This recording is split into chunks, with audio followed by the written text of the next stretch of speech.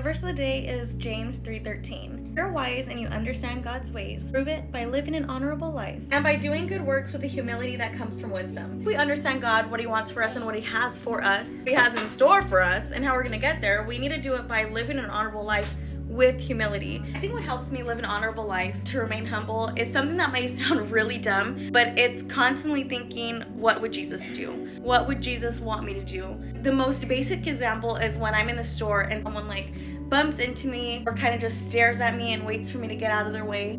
The flesh in me wants to be like, excuse you. The Jesus in me is like, Taylor, what would Jesus do? How would He want you to treat this person? This could be the first person that they come into contact with that represents who Jesus was as a person. They might not even know who that is. And I'm like, what would Jesus want me to do? Sorry, excuse me, let me get out of your way. Oh, thank you, whatever. Even if they don't say anything, I walk past them like, have a blessed day, even if they don't say anything.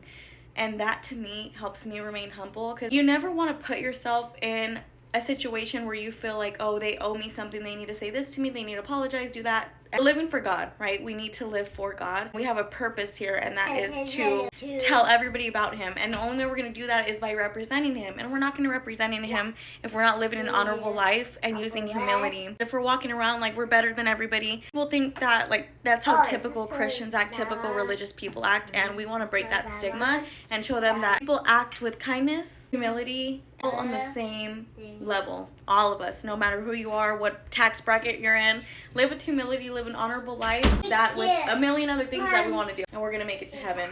With that being said, I hope you have a wonderful and blessed day. Thank you for joining me for the verse of the day. It's James 3:13. Don't forget, go look it up. And I hope you just have an awesome day. And keep seeking the Lord, because you're going to find Him. He's already there.